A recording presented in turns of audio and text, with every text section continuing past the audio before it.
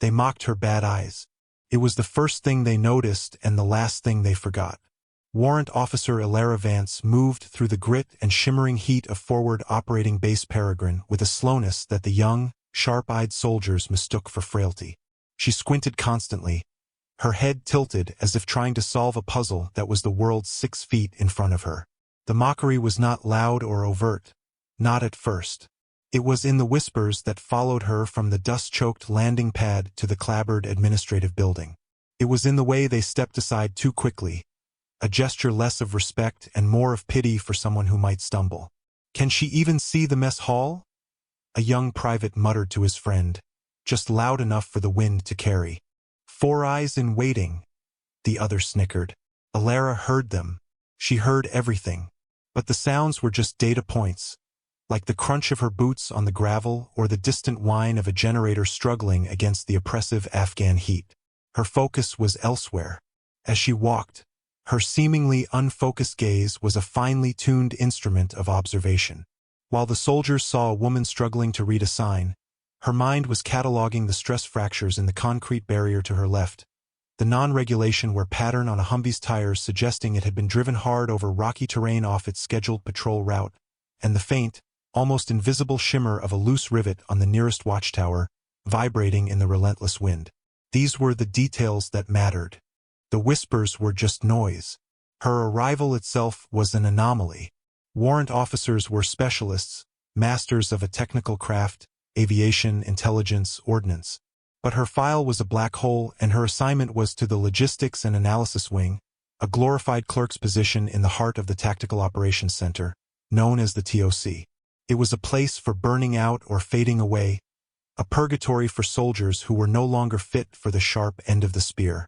The base commander, Colonel Maddox, had made it clear this was a posting of sufferance, not of strategic importance.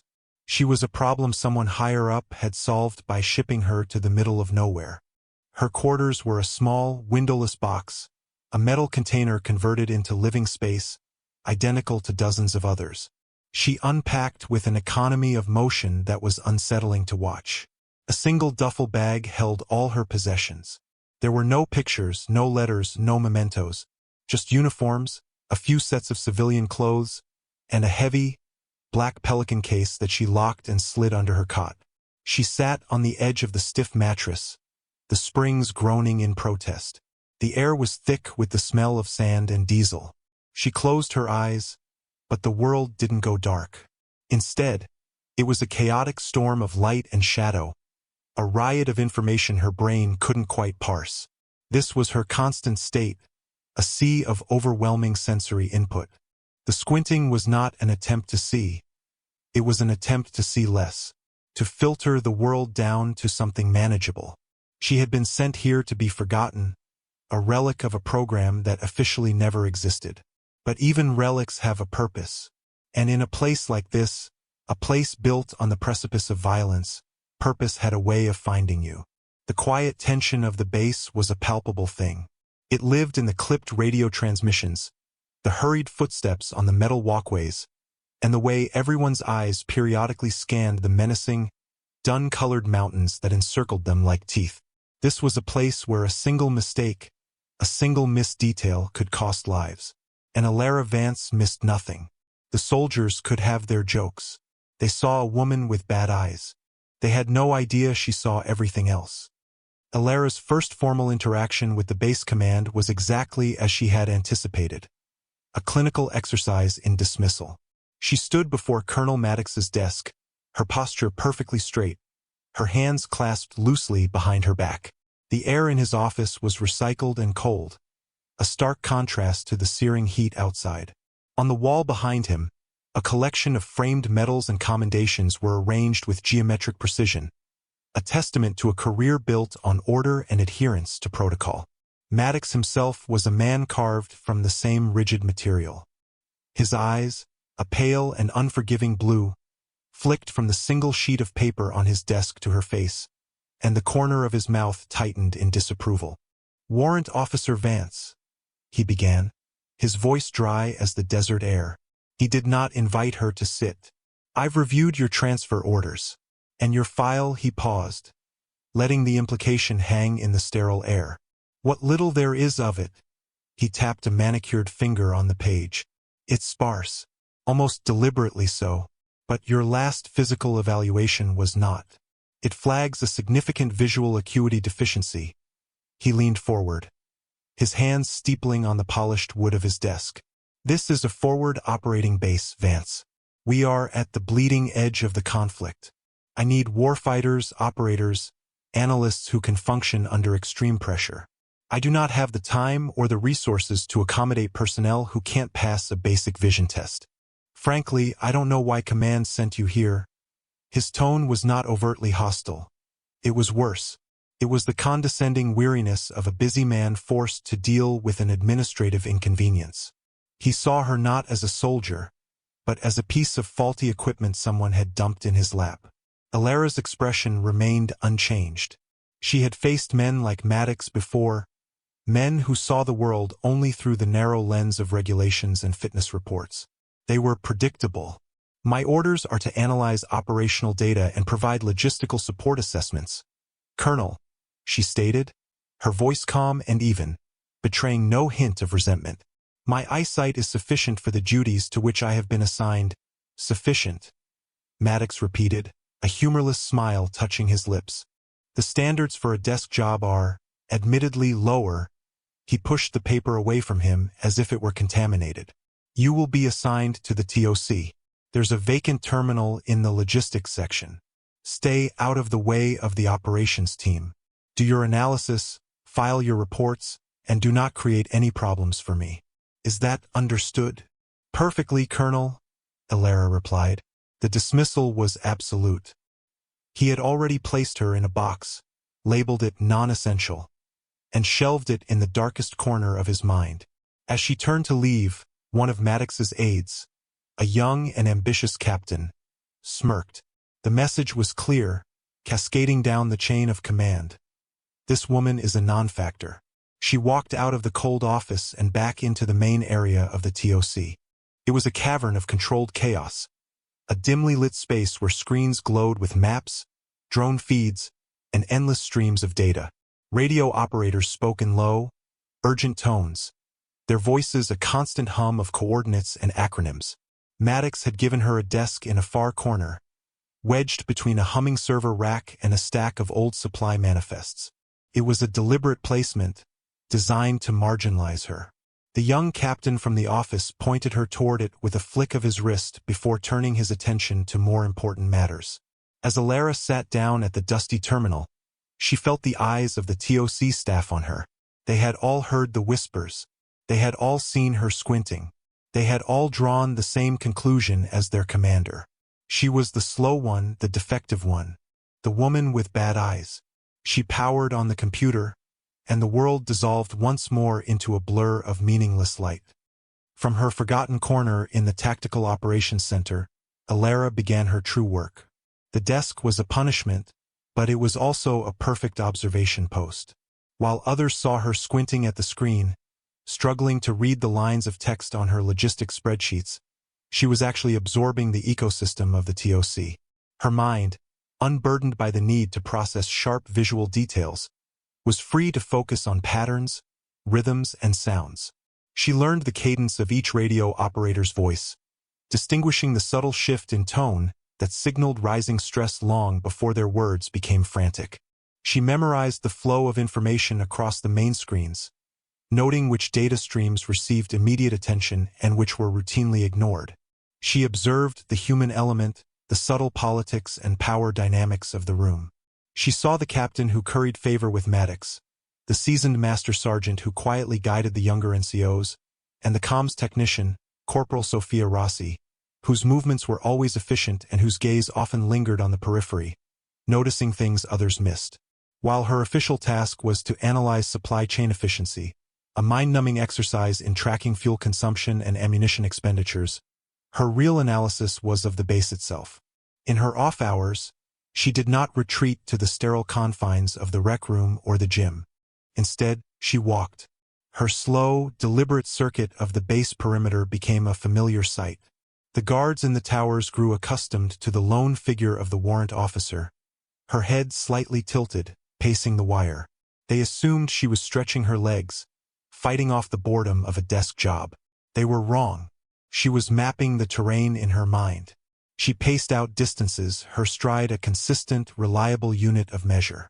She studied the lines of sight from every angle, identifying the blind spots in the base's defensive perimeter that were not apparent on any map. She noted the natural channels the wind carved through the surrounding hills, memorizing how the direction and speed shifted from dawn to dusk. She crumbled the soil between her fingers, assessing its composition, knowing how it would behave under the weight of vehicles or the impact of ordnance. She watched the sun's arc across the sky, mentally calculating the changing angles of shadow and light, identifying positions that would be concealed in the morning and exposed in the afternoon. It was all data. Wind velocity, soil density, light angles, acoustic reverberations. Her brain processed these variables with an unconscious, relentless efficiency. One afternoon, as she stood near the western fence line, staring out at the jagged peaks, Corporal Rossi approached her, holding out a steaming mug. "Coffee, ma'am?" Rossi's voice was quiet, respectful. She was one of the few who had not joined in the casual mockery. She had seen the way Elara moved, the quiet intensity behind the unfocused gaze, and her curiosity had outweighed her prejudice. "Thank you, Corporal," Elara said, accepting the mug, her fingers wrapped around the warmth. Rossi hesitated, then gestured toward the mountains. "Looking at the view? Gets old after a while." Elara took a slow sip, her eyes still fixed on the ridge. "The view changes," she said, her voice low. "Every hour, every minute." She pointed with her chin. "See that rock formation? The one that looks like a fist. The shadow it casts at 1,600 hours covers the entire approach from that dry riverbed. A perfect infiltration route. But the morning sun hits it directly. A death trap." Rossi stared, her own sharp eyes trying to see what Elara saw. She had looked at that ridge 100 times and had only ever seen rocks. Now she saw a tactical problem. I never thought of it like that," Rossi admitted. Elara gave a slight nod. "Most people don't." She handed the empty mug back to the corporal. "Thank you for the coffee." As Elara walked away, Rossi watched her go, a newfound respect dawning in her eyes. The woman with the bad eyes saw things that nobody else did. She wasn't looking at the world. She was reading it. And somewhere in that silent, constant analysis, Rossi sensed a deep and unsettling expertise. The base was not a home to Elara Vance. It was a chessboard, and she was patiently learning the function of every single piece. The pressure began as a flicker of static on a secure channel, a single word cutting through the routine hum of the TOC. Contact. The word was a lit match in a room full of gasoline. Instantly, the relaxed posture of the operations staff vanished. A long-range reconnaissance patrol, call sign Nomad Actual, was pinned down on a desolate ridge 10 kilometers from the base. A map on the main screen blinked to life, highlighting their position with a red diamond. The voice of the patrol leader, Sergeant Foley, was tight with adrenaline. "We're taking effective fire from a fortified position on the opposing ridge. Single shooter, heavy caliber. We're suppressed." Colonel Maddox moved to the center of the room, his face a mask of stern focus. "What's the enemy position?" "Negative, Colonel. We can't get a fix. He's dug in deep. The rounds are coming from somewhere on the eastern face of that massif. Range is extreme." The voice of a younger operator cut in. "Sir, Nomad is reporting their designated marksman is trying to acquire the target."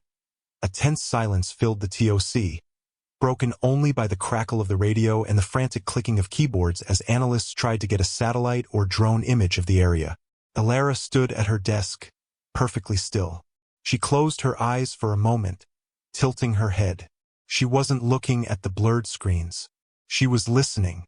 She heard the distinct, sharp crack of Nomad's M110 rifle, followed milliseconds later by the deeper, heavier boom of the enemy weapon. She processed the interval, the way the sound echoed off the canyon walls. Her mind began building a three-dimensional acoustic model of the engagement. The radio crackled again, this time with a cry of pain. "Man down. Marksman is hit." "I repeat, Our DMR is down. Panic began to thread its way through the controlled chaos of the room. Foley, what's your status? Maddox demanded, his voice sharp as glass. Marksman's incapacitated. Scope is shattered. We have no long-range capability. We're blind out here. Colonel, we're being picked apart. The red diamond on the map seemed to pulse with a malevolent energy. The patrol was trapped. Their cover, a series of rocky outcrops, was being systematically chipped away by the unseen sniper. The heavy-caliber rounds could punch through the thinner sections of rock, creating deadly shrapnel. Maddox barked orders. Get me air support. Where are the Apaches? An officer shook his head. Closest gunship is on another tasking, sir. 20 minutes. Best case. Scramble the QRF. Maddox commanded, turning to his captain. Armored platoon. Now. 30 minutes to get them mounted and out the gate, sir. Another 15 to reach Nomad's position. They won't make it in time, the captain's voice was strained. The grim reality settled over the room like a shroud. 45 minutes. The patrol had maybe 10. The enemy sniper was methodical, patient. A shot boomed every 90 seconds, each one finding a weakness in the patrol's dwindling cover. The frantic voices on the radio, the rising tide of fear in the TOC, the grim faces staring at the map. It all washed over Alara.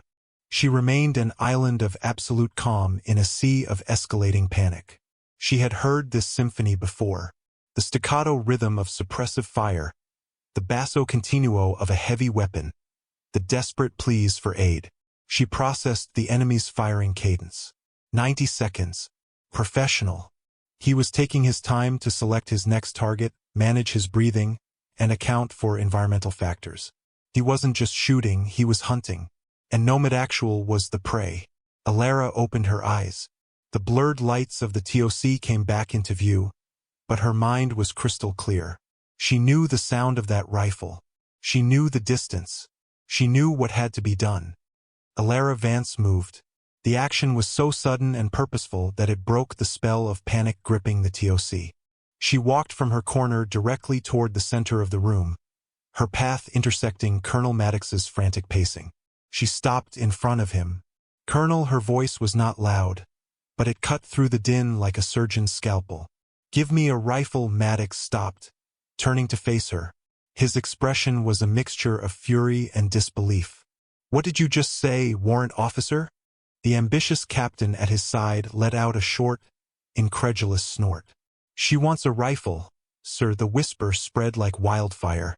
The blind woman wants to shoot. The mockery, once subtle, was now raw and exposed in a moment of crisis. Alara ignored them all. Her gaze, though unfocused, was locked on Maddox. The M107A1 from the armory lockup, she stated. Not a request but a demand. And a spotter, her head turned slightly, her gaze sweeping over the stunned faces until it landed on Corporal Rossi, who was standing by the comms panel, her knuckles white. You, Alara said, her voice leaving no room for argument. You're calm. You'll do for a second. Maddox looked as if he might have her physically removed. The sheer audacity of the request was a slap in the face to his authority and the entire chain of command. But then the radio crackled again, a voice choked with desperation. He's got us zeroed. We can't move. We need fire support now. The voice of Sergeant Foley was weaker, strained. He had been hit. Desperation warred with protocol on the colonel's face, and desperation won. The lives of his men outweighed the absurdity of the situation. Fine, he snarled, the word ripping from his throat. Get her the rifle. Get her on the roof. But this is on your head, Vance. You fail, and your career is over. It was not a warning. It was a promise. Alara gave a single, sharp nod and turned toward the TOC's internal armory cage without another word. The armorer, a grizzled sergeant, unlocked the weapon rack with trembling hands, his eyes wide with disbelief as he handed over the massive anti-material rifle. The Barrett M107A1 was a monster, nearly 5 feet long and weighing over 30 pounds. Alara took it from him with an ease that defied its bulk, her movements fluid and sure. She slung it over her shoulder, then turned to Rossi. "Let's go." Rossi, startled into action, grabbed a laser rangefinder and a spotter scope and followed Alara toward the ladder that led to the TOC's roof. As they climbed, the young soldiers who had mocked her, including Private Kenji Tanaka, followed at a distance, their faces a mixture of morbid curiosity and disbelief. They were coming to watch a train wreck. They wanted to see the woman with the bad eyes make a fool of herself. Alara emerged onto the flat, gravel-covered roof into the blinding glare of the afternoon sun.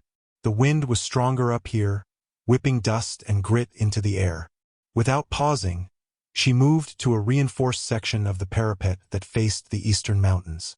She unslung the rifle and set up its bipod with practiced efficiency. Then, she knelt and retrieved the heavy, black Pelican case from her own personal bag, which she'd brought up with her. She laid it on the ground and unfastened the latches. The click-clack echoed in the tense silence. She opened the lid. Nestled in custom-cut foam was not a pair of standard-issue spectacles, but a complex piece of equipment. It was a custom-built ballistic optics system, a frame of lightweight alloy holding a series of layered lenses and what looked like microprojectors aimed at her pupils. It was connected by a thin, braided cable to a small power pack. With a steady hand, she lifted the device and settled it onto her face. She blinked once, and the world snapped into focus. The blurriness, the overwhelming chaos of light and shadow, was gone. In its place was a reality of terrifying clarity. The distant mountains, once a hazy brown smudge, were now rendered in breathtaking detail. She could see individual rocks, the texture of the shale, the way the wind bent the sparse, hardy bushes. The world was no longer a puzzle. It was a target. On the roof, the atmosphere shifted. The soldiers who had come to witness a failure now stood frozen, watching a master at work. Alara's movements were a study in brutal economy. Every action was precise, stripped of any hesitation or flourish. She chambered a massive .50 caliber round, the metallic slide and click of the bolt echoing with chilling finality. She settled behind the weapon, her body becoming an extension of the steel and polymer. She was no longer Warrant Officer Vance, the clumsy clerk. She was a predator. Corporal Rossi, kneeling beside her, fumbled for a moment with her equipment, unnerved by the transformation. She raised the laser rangefinder, aiming it at the distant ridge where the enemy was presumed to be. "Range is 1,850 meters, ma'am," she stammered, her voice tight. "Wind is 10 knots, coming from 2 o'clock, the soldiers watching from the ladder gasped. It was an impossible distance for a shot under these conditions, even for the best sniper in the battalion. For a woman they thought could barely see, it was a fantasy. Alara didn't answer immediately. She wasn't looking through the rifle's powerful scope yet. Her eyes, now augmented by the advanced optics, were scanning the entire ridgeline, drinking in data. The glasses were feeding her a constant stream of information: barometric pressure, humidity, temperature gradients. She could see the invisible river of heat rising from the sun-baked rocks, a shimmering distortion that would affect the bullet's trajectory. "Wind is 12 knots at apex," she corrected Rossi, her voice a low, calm murmur that was almost lost in the wind. "See the heat shimmer off that granite outcropping, third from the left? It'll create a thermal lift." At .2 mils elevation, Rossi stared, bewildered. She couldn't see any shimmer. She just saw rock. Alara finally lowered her eye to the scope. She took a slow, deep breath, held it, and her entire body became utterly still. The watchers held their own breath, a collective tension building in the air. The 90-second interval since the enemy's last shot had almost passed. Time was running out. Colonel Maddox watched from the TOC on a monitor linked to Rossi's spotter scope. The image was shaky, the magnification making the distance seem even more vast. He saw nothing but a mountain. He gripped the edge of a console, his knuckles white. The shot came without warning. It was not the sharp crack of a normal rifle, but a deafening, concussive roar that slammed into everyone on the roof. The M107A1 bucked violently against Alara's shoulder, but she absorbed the recoil as if she were part of the weapon's firing mechanism. A cloud of dust and gravel erupted from the bipod. For a long, agonizing moment, there was only the sound of the wind and the fading echo of the shot. The bullet was traveling, crossing the vast expanse of dead air between the FOB and the hidden enemy. It was a journey that took over 2 seconds. Then the radio in Rossi's earpiece crackled to life. The voice was from the Nomad Patrol, filled with disbelief. Target down. Holy. Hit. Direct hit. The rock he was behind just exploded. Where did that shot come from? Over the soldiers on the roof stared, their mouths agape. Private Tanaka looked from the distant, silent mountain back to Alara, his face pale with shock. The casual cruelty of his earlier jokes felt like a physical weight in his stomach. He had not just been wrong. He had been profoundly, fundamentally ignorant. In the TOC, a stunned silence reigned. Maddox stared at the screen, then at the calm, collected figure of Vance on the rooftop feed. The woman he had dismissed as a defective clerk had just made a 1-in-a-million shot to save his men. The derisive snickering was gone, replaced by a tense, vibrating curiosity. Who was this woman? Where did she come from? The assumptions they had built around her, the comfortable narrative of her incompetence, had just been obliterated by a single, perfectly placed .50 caliber round. The shift was palpable. They were no longer looking at a problem. They were looking at a solution. The exultation in the TOC was short-lived. A new sound ripped through the radio feed from the pinned-down patrol, the unmistakable, terrifying crack of another heavy-caliber round impacting near their position. This one was followed by the sharp ping of ricochets. Contact! Contact! There's another one! A voice from Nomad shouted, laced with fresh panic. Different position. West of the first. We're still taking fire. The brief moment of relief evaporated, replaced by an even deeper dread. This wasn't a lone insurgent with a lucky find. This was a coordinated, professional sniper team. They were skilled, well-equipped, and they had chosen their ground perfectly. The second shooter was a test, a brutal confirmation that the threat was far from neutralized. On the roof, Corporal Rossi frantically swept her spotter scope across the vast, sun-scorched ridgeline. "I can't get a visual," she yelled over the wind, her voice strained with frustration. "There's too much shadow and broken terrain. I can't see a muzzle flash. No dust signature." The enemy was a ghost, but Alara was already moving. She had not relaxed after the first shot. She had simply reset.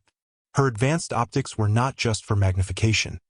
They filtered the visible light spectrum, enhancing contrast and detecting minute thermal variations.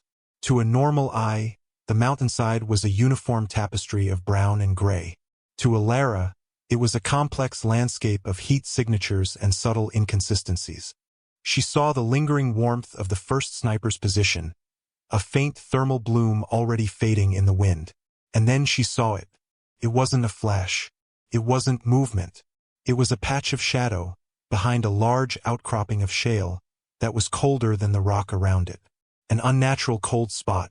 The shooter was using a thermal blanket to mask his heat signature from aerial sensors, a sophisticated tactic. But he had made one small mistake. The blanket itself, cooled by the wind, had a different thermal profile from the sun-warmed rock. It was a tiny discrepancy, invisible to any standard equipment. To Alara, it glowed like a beacon. "Got him," she said. Her voice was utterly flat, devoid of any emotion. It was the voice of a technician reporting a diagnostic result. Rossi swiveled her scope, following Alara's verbal instructions. "Negative, ma'am. I still don't see anything. It's just shadow." "He's in the shadow," Alara confirmed. "Behind the shale. Range 1920 meters, 1920 meters. Over a mile." The onlookers on the ladder exchanged looks of pure astonishment. The first shot had been incredible. This was mythological. "The wind has shifted," Alara murmured, more to herself than to Rossi, "gusting up to 15 knots through that pass. The target is partially obscured. I'll have to arc it in." This was not just marksmanship. This was artillery calculation, a complex problem of physics and instinct solved in seconds. She adjusted the scope with a series of precise, audible clicks. She shifted her position by a fraction of an inch, canting the rifle slightly to compensate for spin drift over the extreme distance. She took another deep, controlled breath. The world seemed to slow down. In her mind, she could see the bullet's path. A graceful, deadly parabola curving through the air, pushed by the wind, pulled by gravity, rising over the intervening terrain before dropping with pinpoint accuracy into that tiny patch of unnatural cold. She squeezed the trigger. The roar of the M107A1 once again tore through the air. The recoil slammed into her, but her form was perfect. The rifle settled back onto its target almost instantly. Another agonizing wait. 2.5 seconds that felt like an eternity. Then the radio exploded with sound. It was the patrol leader, Foley, his voice hoarse with awe. Second target neutralized. Confirmed. He's down. We saw the impact. Who is making these shots? I repeat, base, who is your shooter? Is that Angel 1? Is Angel 1 active? The call sign hung in the superheated air of the rooftop. Angel 1. A name whispered only in the darkest corners of the intelligence community. A legend from a forgotten war. In the TOC below, Colonel Maddox froze, his hand hovering over the microphone. His face went pale. He knew that name. He knew the ghost story attached to it. He looked at the monitor, at the woman on his roof, a woman he had sentenced to a desk because she had bad eyes, and he finally understood. Colonel Maddox moved as if in a trance. He pushed past his stunned aide and made for the ladder to the roof, his mind reeling. The call sign Angel 1 was not just a name. It was a key, unlocking a deeply buried and highly classified memory. It was the designation for the primary Overwatch element of Project Chimera, a clandestine special operations unit that had been officially disbanded and disavowed years ago. Chimera operatives were ghosts, myths used to scare recruits, their missions relegated to the domain of redacted after-action reports and conspiracy theories. And the most legendary ghost of them all was their sniper, a figure credited with shots that defied the laws of physics, an operator known only by their functional call sign, Hawkeye. Maddox burst onto the roof, the wind tearing at his uniform. Elara was already breaking down the rifle, her movements as calm and methodical as if she were packing up after a routine day at the range. She was wiping down the breach with a cloth, her face impassive. Rossi and the other soldiers stepped back as the colonel approached, sensing the seismic shift in the atmosphere. Angel 1, Maddox said, his voice tight, stripped of all its earlier arrogance. It was a statement, not a question. That was your call sign. He stared at her, not at her unfocused eyes, but at the woman herself, trying to reconcile the bureaucratic ghost from the file with the lethal specter on his roof. Project Chimera. Your Vance. Your Hawkeye Vance. The name, spoken aloud, caused a fresh wave of shock to ripple through the small audience. Private Tanaka felt a cold dread wash over him. He hadn't just mocked a warrant officer. He had mocked a living legend, a figure whose exploits were the stuff of whispered folklore in the barracks. The stories were always dismissed as exaggerations, tall tales of a sniper who could shoot the wings off a fly from a kilometer away, who could operate for weeks with no support, a true phantom of the battlefield. Elara paused in her work. She looked up at Maddox, her expression unreadable behind the complex lenses of her glasses. That program was decommissioned, Colonel, she said, her tone level. There was no confirmation, no denial, just a statement of fact. Decommissioned, Maddox repeated, a bitter, incredulous laugh escaping his lips. Or buried. They stripped your rank, classified your entire existence, and sent you here. To do what? File paperwork. The sheer, monumental absurdity of it all struck him with the force of a physical blow. The military, in its infinite bureaucratic wisdom, had taken its most valuable long-range asset, a soldier whose skills were literally priceless, and assigned her to analyze fuel requisitions. Her file wasn't sparse. It was a fortress of redactions. The visual acuity deficiency, flagged in her medical records, wasn't a weakness. It was a documented side effect of the experimental neural interface surgery that allowed her brain to connect with her optical system.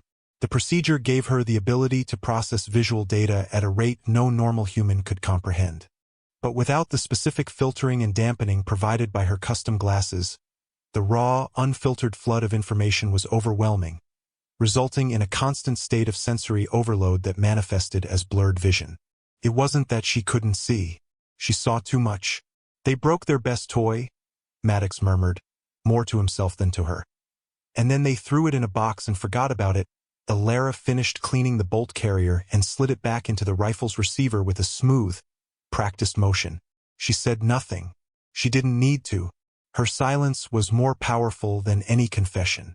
She had saved his men, proven her worth in a way no commendation or fitness report ever could. But in doing so, she had revealed the secret she had been sent here to keep. The ghost was no longer a ghost. And now, Colonel Maddox had to decide what to do with a living legend he had, just an hour ago, dismissed as dead weight. The crisis was over. Down in the valley, the remaining members of the Nomad Patrol, shaken but alive, were being evacuated by a hastily diverted helicopter. The immediate threat had been eliminated with 2 rounds and surgical precision. The frantic energy in the TOC had subsided, replaced by a stunned, contemplative quiet. The operators went about their duties with a new, somber efficiency, their voices on the radio calm and measured. The near disaster had been averted, but the shock of its resolution lingered. Elara descended the ladder from the roof, the heavy rifle slung over her shoulder. She had already packed her glasses away, consigning them to their black case. Her squint had returned, the familiar shield against a world that was once again too bright, too loud, too much. She was Warrant Officer Vance again, the quiet analyst from the logistics corner. But everything had changed. As she stepped onto the floor of the TOC, a strange thing happened. The room, which a moment before had been humming with the low murmur of a dozen conversations and radio calls, fell completely silent. The operators at their consoles stopped typing. The officers clustered around the central map turned to look. Every eye in the room was on her. They were not eyes of mockery or pity anymore. They were eyes of awe, of confusion, and of a deep, burgeoning respect. Private Tanaka, who had scrambled down from the roof ahead of her, was standing near the base of the ladder. As Elara passed him, he snapped rigidly to attention, his back ramrod straight, his young face pale and serious. He looked her directly in the eye, his own gaze filled with a profound and humbling shame for his earlier ignorance. He didn't speak, but his posture screamed apology. Elara walked past him without breaking stride, heading for the armory cage to return the M107A1. She moved through the silent room, a sea of faces parting before her. Then Colonel Maddox came down the ladder. He strode onto the floor, his boots echoing in the sudden stillness. He didn't shout. He didn't call for a debrief. He walked directly to the center of the room, placing himself in Elara's path as she returned from the armory. She stopped. The entire base command staff watched, holding their breath. Maddox, the spit and polish colonel, the man who lived and breathed by the book of regulations, stood before the quiet warrant officer he had so thoroughly misjudged. He looked at her for a long moment, his own expression a complex mixture of gratitude, remorse, and profound respect. Then, in a gesture that sent a shockwave through the room, he brought his heels together with a sharp click and rendered a slow, deliberate, and perfect salute. It was a stunning breach of military protocol. A full-bird colonel does not salute a warrant officer. It was a public and unequivocal admission of his error. It was an apology. It was a tribute. It was the highest sign of respect one soldier could offer another, an acknowledgement that transcended rank and regulation. It was an honor bestowed upon a warrior. Elara met his gaze. Her face remained impassive, but for a fraction of a second, something flickered in her eyes. It might have been surprise. It might have been acceptance. She did not salute back. That would have been an even greater breach of protocol. Instead, she gave a slow, formal nod, a simple, dignified acknowledgement. It was all that was needed. The gesture was complete. The message was understood by everyone who witnessed it. Respect had been earned. The sun began its slow descent, painting the sky in hues of orange and purple, casting long shadows across the valley. The oppressive heat of the day finally began to recede, replaced by the cool, thin air of the desert evening. Inside the TOC, the rhythm had returned to a semblance of normalcy, but the underlying current had been irrevocably altered. A space of deep respect now surrounded Warrant Officer Elara Vance. No one approached her desk without a clear and necessary purpose. The whispers were gone, replaced by a quiet deference. She was no longer an object of pity or a bureaucratic anomaly. She was a presence. She sat at her terminal, the screen a familiar blur, her fingers moving across the keyboard as she methodically worked through the logistics reports she had been assigned. To any casual observer, she had simply returned to her duties. But she was not the same, and neither was the base. Corporal Rossi approached the desk quietly, holding a fresh, steaming mug. She placed it carefully on a coaster beside Elara's keyboard, the ceramic making a soft, respectful sound. "Coffee, ma'am," she said, her voice low and earnest. "Thought you might want some." Elara looked up from her screen, her eyes squinting in the dim light. She focused on Rossi's face, seeing not just a subordinate, but the calm, steady presence that had been her anchor on the roof. A small, almost imperceptible smile touched the corner of Elara's mouth. "Thank you, Corporal," she said. The words were simple, but they carried a weight of shared experience. Rossi nodded, then returned to her station, leaving Elara in her cocoon of quiet concentration. The gesture was small, a simple act of kindness, but it was a bridge. It was the beginning of a new kind of order, one based not on rank, but on earned trust. Outside, the base settled into its nightly routine. On the perimeter, the guard shifts changed. In the watchtower on the eastern side, the very tower where Elara had noted the loose rivet on her first day, Private Tanaka stood his post. But his attitude was transformed. He was not merely passing the time, staring blankly into the darkness. He moved with a new diligence, his eyes scanning the terrain with a focus he had never before possessed. He checked the stability of the mounted machine gun. He tested the communications link. He ran a hand along the metal plates of the tower's wall, feeling for any weakness, any loose bolt or rivet.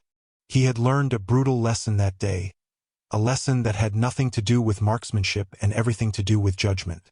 He had learned that the true measure of a soldier was not in their posture or their file, but in their actions under fire. He had looked at a legend and seen only a flaw. He would not make that mistake again.